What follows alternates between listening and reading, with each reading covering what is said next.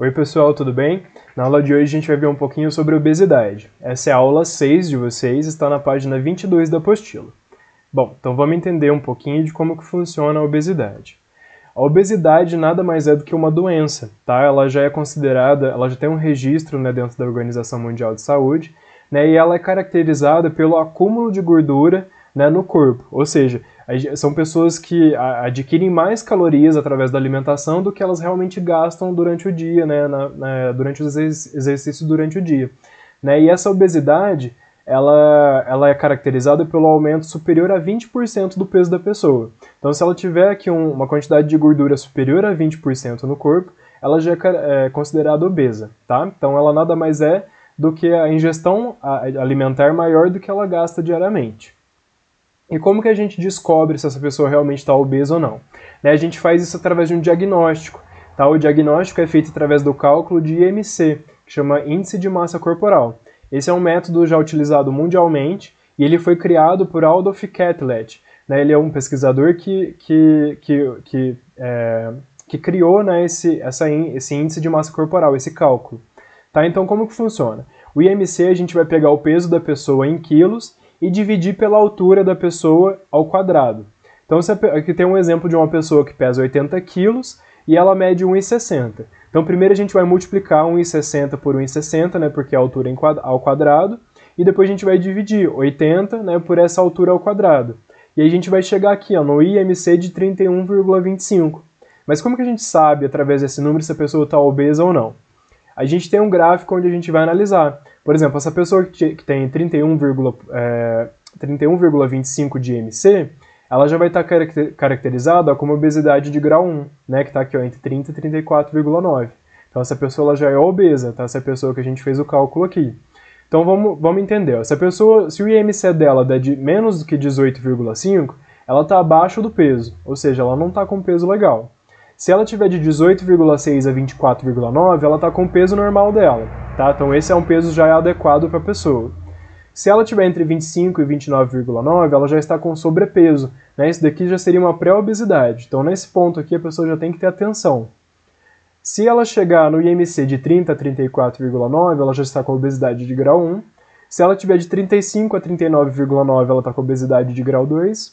E se ela tiver com mais de 40, ela já está na obesidade de grau 3. Tá? Então a gente faz esse cálculo do IMC, a gente analisa com esse parâmetro aqui, para saber se a pessoa está abaixo do peso, com peso normal, ou se ela já está com obesidade. E a obesidade ela é um problema de saúde. Tá? Esse aumento da gordura corporal ela já é uma tendência mundial. Né? Nos Estados Unidos, por exemplo, 35% da população, ou seja, 97 milhões de pessoas, uma quantidade muito grande, né, já está acima do peso. E no Brasil a gente segue essa mesma tendência. Aqui a gente já tem 40% da população que está acima do peso normal, ou seja, pessoas que já estão com sobrepeso ou com obesidade.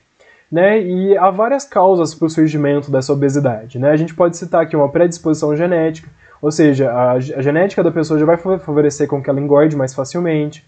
Dietas ricas em gordura, ou seja, uma pessoa que se alimenta muito mal, que come muito fast food. A falta de exercício físico, né, também é muito importante. A pessoa que não faz exercício físico nenhum, provavelmente ela vai engordar. E as alterações endócrinas, né, ou seja, as alterações dos hormônios. Né, a gente tem aqui uma alteração que a gente chama de hipotireoidismo, onde a pessoa tem uma alteração da glândula do tireoide e ela, consequentemente, vai engordar. E o que essa obesidade pode causar? Ela pode causar infarto, hipertensão arterial, diabetes, câncer, doenças cardiovasculares, apneia do sono, entre diversos outros problemas. Aqui nessa imagem a gente tem aqui ó, todas as doenças, né, que podem causar essa obesidade, esse sobrepeso. Mas um dos mais importantes que a gente tem que citar aqui é a discriminação social. Tá? Por causa das pessoas terem esse sobrepeso, elas sofrem muita discriminação social. Tem empresas que fazem distinção dessas pessoas e não contratam pessoas obesas. Pessoas mesmo, né, os amigos, colegas, familiares que fazem piadas com esse tipo de pessoas que estão com sobrepeso. Então a discriminação social com a obesidade ela é muito grande e ela é um assunto muito importante, né, porque isso pode causar problemas sérios psicológicos nessas pessoas, elas podem ficar depressivas devido a isso e, consequentemente, às vezes ela pode até engordar mais. Então a discriminação social é muito importante para a gente entender que a obesidade é um problema muito grande.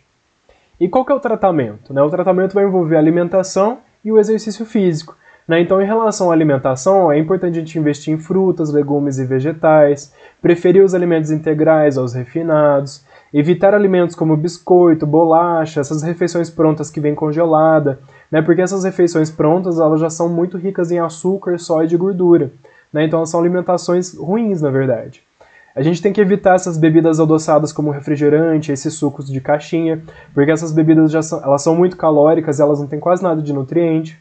E é importante a gente reduzir o número de vezes que a gente vai comer fora também, nesses restaurantes e também, né, nessas lanchonetes de fast food. Né? Então, em resumo, a gente tem que eliminar todos esses alimentos que são ruins. Né? A gente pode comer, óbvio que a gente pode, mas numa quantidade pequena e bem de vez em quando. Né? A gente não pode tornar isso uma rotina de comer esses alimentos todos os dias, né? E fazer a nossa alimentação baseada só nisso. Então é importante que a gente elimine o máximo possível esses alimentos ruins e que a gente adicione mais alimentos bons, como as verduras, legumes e as frutas, tá? Mas o mais importante disso também é a gente saber servir porções adequadas para a gente. Né? A gente não pode só se alimentar aqui, por exemplo, de legumes e verduras, mas comer uma quantidade muito grande. Né? Se a gente comer uma quantidade excessiva, é óbvio que a gente vai engordar também, tá? Então é importante a gente saber medir essas quantidades. E para isso existe a pirâmide alimentar. A pirâmide alimentar é um guia gráfico de alimentação saudável que fala as porções que a gente pode comer desses alimentos. Então a gente tem aqui na base os cereais, os pães, tubérculos, raízes e massas, que a gente pode comer de 5 a 9 porções. A gente tem as hortaliças, que a gente pode comer de 4 a 5 porções. As frutas, que a gente pode comer de 3 a 5 porções. Os leites e derivados, né, que vão ser o queijo, a manteiga, o iogurte, que a gente pode comer de 3 porções. As leguminosas, né, que são as sementes, né, que a gente pode comer apenas uma porção. As carnes e ovos, que a gente pode comer de 1 a 2 porções. Os óleos e gorduras, que a gente pode comer de 1 a 2 porções. E os açúcares e doces, que a gente pode comer de 1 a 2 porções, tá? Então é importante a gente saber os alimentos que a gente pode comer e as quantidades necessárias para o nosso organismo, né? Esse tratamento, né, para a gente saber alimentação saudável, é importante que a gente envolva também um nutricionista, um nutrólogo, né? Para ele ver quais são as necessidades do nosso corpo, né? Porque cada pessoa pode ter uma necessidade diferente de alimentação, né? De acordo com o peso, com a altura, com a idade, né? Então é importante a gente ter um acompanhamento de um nutricionista também. E outra prática importante, né, para o tratamento, para a gente evitar a obesidade, seriam as atividades físicas. Então é importante que a gente aumente a prática, né, de atividade física para a gente melhorar o tratamento da obesidade. Então é importante a gente praticar os esportes, fazer esportes como caminhada, né, junto, né, com uma orientação de um profissional, fazer exercício na academia, fazer aulas de dança, né, e o mais importante é procurar a ajuda mesmo de um profissional. Tanto para alimentação a gente procura um nutricionista, quanto para atividade física a gente pode procurar um professor de educação física, procurar, né, alguém que vai auxiliar nessa prática, né, que vai auxiliar nos exercícios físicos que a gente pode fazer, né, porque é importante a gente saber também quais a gente pode fazer, porque uma pessoa que ela já está numa fase de obesidade tem alguns tipos de exercícios que não é muito adequado, né, que pode fazer sobrepeso no joelho, pode, né, prejudicar as articulações. Então é importante a gente ter um acompanhamento de um médico ou de um profissional da saúde, né, da educação física, que auxilie também nessas práticas de exercícios que são adequadas para essas pessoas. Bom, pessoal, então sobre a obesidade seria isso. Então a gente viu um pouquinho o que é a obesidade, como que ela é medida através do IMC e quais são as práticas que a gente pode fazer para melhorar, né, que seria a alimentação e a prática de exercício físico. Então eu gostaria que vocês fizessem agora os exercícios da aula 6, que estão na página 22, 23 e 24, e os adicionais 27 e 28. Tá? Então muito obrigado por hoje, pela aula de hoje, e eu aguardo vocês numa próxima aula. Tchau, tchau!